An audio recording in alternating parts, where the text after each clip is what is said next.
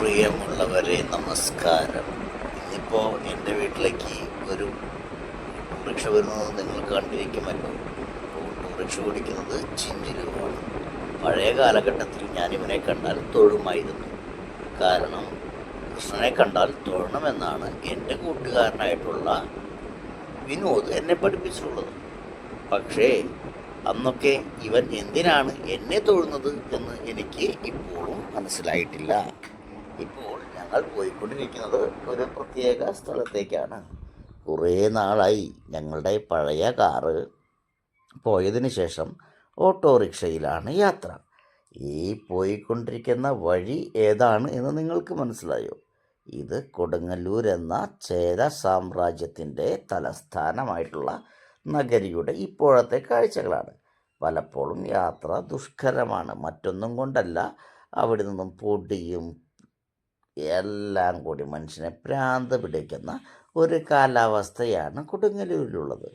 ഈ പോകും വഴി നമുക്ക് കൊടുങ്ങല്ലൂർ ക്ഷേത്രം കാണാം. അതുപോലെ തന്നെ മറ്റ് കൊടുങ്ങല്ലൂരിലെ പുരാതനമായ പല നിർമ്മിതികളും കാണാം എന്ന് വിശ്വസിച്ചുകൊണ്ടാണ് ഞാൻ പോകുന്നത്. പക്ഷേ വീഡിയോയിൽ എനിക്ക് തോന്നുന്നില്ല കൊടുങ്ങല്ലൂർ അമ്പലത്തിൻ്റെ ദൃശ്യങ്ങൾ ഉണ്ട് എന്ന്. അതുകൊണ്ട് തന്നെ കൊടുങ്ങല്ലൂർ അമ്പലത്തിന് ശേഷം ഞങ്ങൾ ആ റൗണ്ടിലൂടെ കറങ്ങുന്ന ദൃശ്യങ്ങളാണ് നിങ്ങളീ കണ്ടുകൊണ്ടിരിക്കുന്നത്. ഇപ്പോൾ ഈ തൃശ്ശൂർ വന്നു കഴിഞ്ഞാൽ എല്ലായിടത്തും റൗണ്ടുകളാണ്. തൃശ്ശൂർ റൗണ്ടുണ്ട്, ചാവക്കാട് റൗണ്ടുണ്ട്, ചാലക്കുടിയിൽ ഒരു റൗണ്ടുണ്ട്, ഇരിങ്ങാലക്കുടയിൽ ഒരു റൗണ്ടുണ്ട്. ഈ കൊടുങ്ങല്ലൂരും ഉണ്ട് ഒരു റൗണ്ട്. ഈ റൗണ്ട് കണ്ടെത്തിയത് തന്നെ തൃശ്ശൂർക്കാരാണോ എന്ന് എനിക്കൊരു സംശയം ഉണ്ട്. ഇപ്പോൾ നമ്മുടെ യാത്ര ഈ റൗണ്ടുകളിലൂടെ കടന്ന് നമുക്ക് ആവശ്യമുള്ള സ്ഥലത്തേക്ക് എത്താൻ പോവുകയാണ്. ഇത് ഈ ക്ഷേത്രത്തെക്കുറിച്ച് പറഞ്ഞാൽ അതൊരു പ്രത്യേകതരം ക്ഷേത്രമാണ്.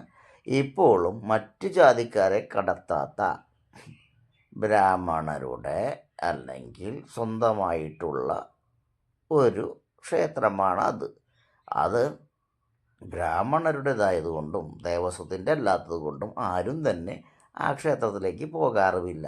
അല്ലെങ്കിലും ഇത്തരം ക്ഷേത്രങ്ങളിൽ അവർ തന്നെ പോയാൽ മതി. നാട്ടുകാരെന്തിനാണ് കഷ്ടപ്പെട്ട് അവരുടെ ക്ഷേത്രത്തിൽ പോകുന്നത്? അവരുടെ ക്ഷേത്രം അവർക്കുള്ളതാണ്. അവിടെ പ്രത്യേകിച്ച് നിങ്ങളുടെ ദൈവം ഇരിക്കുന്നില്ല, ആരുടെയും ദൈവം ഇരിക്കുന്നില്ല. അവർ വേണമെങ്കിൽ അത് കൊണ്ടുവച്ചോട്ടെ, നമുക്കെന്താ പ്രശ്നം? ഇപ്പോൾ നിങ്ങൾ കാണുന്നത് ടാറ്റയുടെ ഷോറൂമിലേക്ക് ഇറങ്ങുന്ന എൻ്റെ അമ്മയുടെ ദൃശ്യങ്ങളാണ്. നിങ്ങളതിനോടൊപ്പം പിറകിൽ വരുന്നത് എൻ്റെ മകനാണ്, അതിനും പിറകിൽ ഞാൻ. എൻ്റെ അനിയൻ പിന്നെ ആണല്ലോ വീഡിയോ എടുത്തുകൊണ്ടിരിക്കുന്നത്. അങ്ങനെ ഞങ്ങൾ ഒരുമിച്ച് വീഡിയോ എടുത്ത് ടാറ്റയുടെ ഷോറൂമിലേക്ക് കയറുന്ന ദൃശ്യങ്ങളാണ് നിങ്ങൾ ഈ വീഡിയോയിൽ കാണുന്നത്. ഈ കാണുന്നതാണ് ഞാൻ കൊള്ളാൻ കേട്ടത്. ഇതാണ് ഞാൻ പുതിയ our precious gift from model, not from God, from model. ഈ വണ്ടി കണ്ടോ? ഇതാണ് ഞങ്ങളുടെ പുതിയ വണ്ടി. കിടിലൻ വണ്ടിയാണ്, ഉപയോഗിച്ചിട്ട് തന്നെ പറയുന്നത്. അതിന് ഉപയോഗിക്കുന്ന ഒരു പ്രത്യേക ഫീലാണ്. അതുപോലെ ഒരു 89 രൂപയ്ക്ക് 30 കിലോമീറ്ററിനടുത്ത് സുഖമായിട്ട് ഞങ്ങൾക്ക് യാത്ര ചെയ്യാൻ കഴിയുന്നുണ്ട്.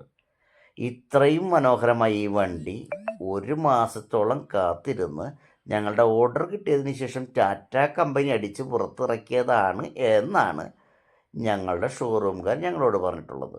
ഇനി എന്തെങ്കിലും കുഴപ്പങ്ങൾ ഉണ്ടെങ്കിൽ തന്നെ പരിഹരിച്ച് മുന്നോട്ട് കൊണ്ടുപോയിക്കൊള്ളാം. എന്തായാലും ഈ കാറിൽ ഞങ്ങൾ വളരെയധികം സാറ്റിസ്ഫൈഡ് ആണ്. കാരണം ഇത് ഓടിക്കുമ്പോൾ തന്നെ ഞങ്ങളുടെ മനസ്സിൽ പ്രത്യേകതരം ഒരു സന്തോഷം വിരിയുന്നുണ്ട്.